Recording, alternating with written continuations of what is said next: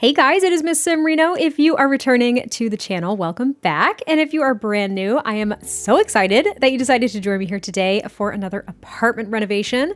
I'm having a great day so far. Just had pasta for breakfast and coffee. Sounds disgusting. I had a great time. I've got some good energy going on today. At least I feel that way. You could tell me otherwise, but I'm stoked because we're doing an apartment renovation today and we're at, what is this, 2B Jasmine Suites? It's one of the Jasmine Suites apartments. And I decided that I was just going to make an apartment for a single parent. I didn't really go too deep into a storyline or anything like that. And I ended up making this a pretty cream white and blue apartment, which is something that I often do. It's a color scheme that I really enjoy. I tried to tie in some grays, but it was looking a little bit too dark for me, so I went a little bit lighter. And I didn't like the layout of this apartment at first. I was trying this layout because I don't think I've done it before. I have seen it before. I just can't recall exactly where. There may have been variations, all over the place, because at this point we've had The Sims for a really long time. We've had City Living for a long time. And I feel like builders have come up with every floor plan under the sun in these apartments at this point. So I don't know. Anyway, I ended up really liking it after I laid things out a little bit more. I was just hesitant about the kitchen and putting this dining table right here because I didn't think I was going to have enough space for the living room, which I did. So I don't know why I thought that. I have built much more congested apartments before. I don't know why this was an issue in my brain, but it ended up being fine. And I did really like the color scheme. Again, I've done it before. It's nothing new, but I liked the items that I chose and I really enjoyed how everything came together. And what I did is I tried to carry, maybe slightly, I don't know, I kind of made some variations in colors for the primary bedroom, and then the kids' room is just kind of like off the charts for me. It just is. I used oranges and blues and yellows. It was a little bit much, and also orange woods, not just the color orange. It's kind of wild, and I can't wait to show you. But yeah, this is the kitchen and the dining room. It's all open to the living space as well. And the only thought that I really gave into this single parent is that they are very much so obsessed with their kid.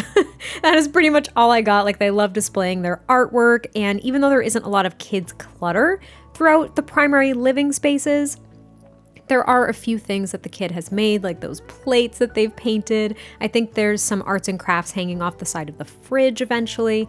And right now we are just decorating and cluttering up the kitchen, which ended up being a decent size considering how congested I thought it was going to be. There are, I want to say there's going to be 2 countertops that your Sims can use. So technically a Sim and another Sim can do the cook together option or whatever it is. I always try to be super mindful of that now. The second we got that ability, I was so worried about my older builds not being accessible in that way. So now I try more often than not to ensure that you can use multiple countertops to use that interaction. And that cookbook from the Home Chef Hustle stuff pack is essentially in every single build because I love it. I love having that item. I don't know if you guys agree, but having the cookbook and being able to select that to have your Sims start cooking something, it just does something to me. I don't have to click on the fridge, though I think I do by instinct.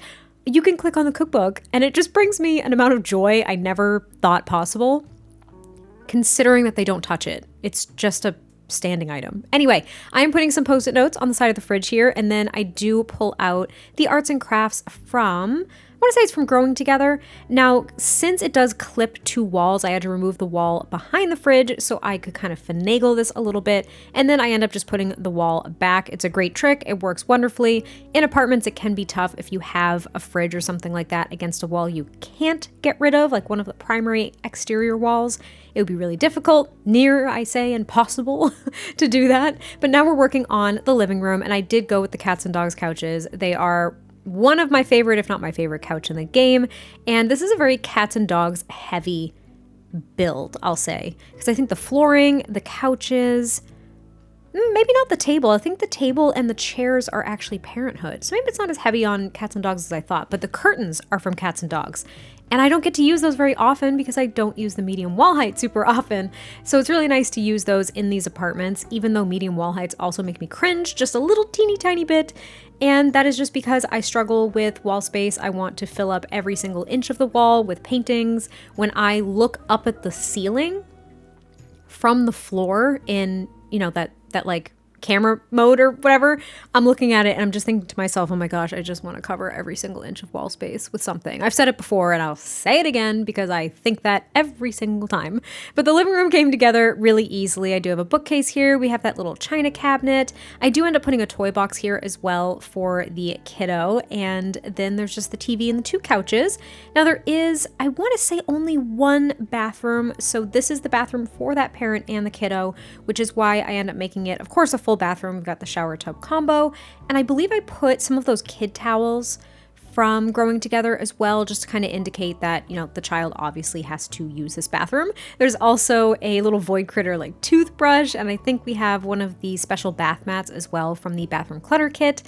Again, just to indicate that the kid also uses this bathroom. And it's not very coordinated, like not everything matches, which I think is perfectly fine, but it looks lived in, it looks as though it is shared, and that is all I was really aiming for. That's pretty much it. It's a very simple bathroom. And then in the hallway, I do put, I want to say, a console table as well as a mirror at some point because, you know, I put mirrors in every single entryway ever to exist, as well as some of these picture frames too, so you could fill those up if you would like with whatever family you end up putting in this apartment if you download it. We also have this little coat rack. Now I did merge it into the wall because the back of it was a really bright orange wood and I didn't like it. So when you have all the walls up, you can't see it. It looks like it just is up against the wall, but with the walls down, you can see it. It's a little bit obnoxious, but oh well. I also added a backpack over here. We also have some storage for towels and like sheets and stuff in this other hallway, right? What am I trying to say? That leads to the bedrooms. That leads to the bedrooms. And I added a few more pieces of artwork as well as, I want to say, a runner rug, but I also might not because we have this little entryway rug as well. And even though things, for the most part, match, there are a few things that don't really match in this apartment. And I'm starting to get in a groove again of creating interiors where not everything is super matchy-matchy because I just think it's a little bit more realistic. Now, this is going to be the primary bedroom for said parent. Now, there is a double bed in here, so if you wanted to download this for a family of 3 with 2 parents and a kid, you could absolutely do that. There's also opportunity to take the kid's bed and turning it into like bunk beds or something too. So if you wanted to have a bigger family in this apartment, you absolutely could do it with very, very minor changes, which is something that I always try to talk about when I post like an apartment or even a full build as well, because I know that people have different like family dynamics, different number of Sims and everything in their houses. And I like to indicate where small changes could be made, where you might be thinking like, oh, I can't use this build because I have this family in mind or whatever the case is. So I like to talk about the slight changes you can make to maybe make it work, depending. But yeah, this bedroom is a little bit less matchy-matchy. I really love this bed from Growing Together and that armchair from Horse Ranch. Oh, it's so good. I love it so much. And I love this pattern, the floral pattern with the yellow pillow. Yellow is my favorite color, so made me very happy. There's also a desk in this bedroom, which I think I give them a computer, maybe a laptop or something. So I don't know, perhaps they are a freelancer, maybe they work from home, things like that. They could be a writer, they could be a, computer programmer. There we go. I was trying to think of the other freelance jobs that we have where your Sims do the work at their computer at home on their own time. I don't know all the freelance jobs. Those are the only 2 I could think of. And now we're working on the kids' room. So I was gonna go with a red color scheme with kind of these orange honeywoods. And I was struggling to find reds that I liked. I like this comforter on this bed, but trying to find a rug to match was a little much. It was getting a little bit too loud. I mean, the color scheme I end up going for with oranges and everything isn't less loud, but the red was really, really, really overwhelming to me. So I ended up pulling back and I chose this bed with the little elephants, the orange one from, I want to say it's Parenthood, or what is it? The kids' room stuff? I think it's Parenthood, but I can't remember. Anyway, it's a lovely bed. I don't use the swatch enough, mainly because of the wood swatch on the frame of the bed. It is way too orange for me personally, but I tried to tie it in. So we have orange curtains, a blue rug, and then we have touches of other wood tones and some yellows and things to really just bring out all of these pops of color. And I ended up loving this room. It's different. It's definitely different. It's not a color scheme that I would typically go for. I think it's very energizing, which is not typically what I want in a bedroom. Though it depends on the mood that I'm in, because sometimes I'm just like, no, it's a kid's room. Make it loud, make it bright, make it really energized. And other times I'm like, this kid wants peace, so let's make it calm. But that is not the case in this room whatsoever. So you can see I'm at kind of like a ground view, because again, I'm tempted to cover every inch of the wall with posters and things for this kiddo, but I tried to just make it look realistic, where there would actually be decorations on the wall at certain heights, whatever the case is. And I'm also trying to decorate this dresser, and I believe this kid also gets their own desk. I've been doing that a lot lately. I've been putting desks in primary bedrooms as well as kids' rooms, because I just love the idea of everybody having their own space to do like homework or work from home or whatever the case is. Doesn't really matter, but I just like that idea. So I do give them a desk here, tying in more of those really bright orange woods. I also use that Parenthood chair again, but with the orange cushion and kind of the bluey teal wood. And I actually really liked it. I didn't think I was gonna like it that much.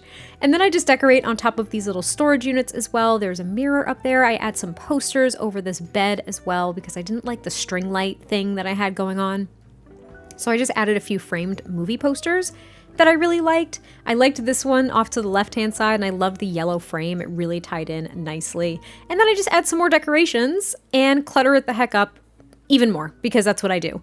But anyway, that's pretty much it for the build. I hope you guys enjoyed this one. I cannot wait to hear your thoughts, and I will catch you next time I post a video, and I'll talk to you soon. Bye.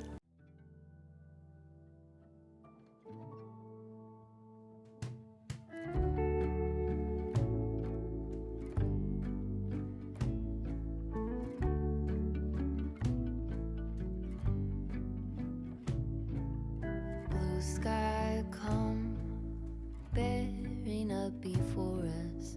We hang on the hem of your gown. Blue sky come, promise not to leave us. Tarry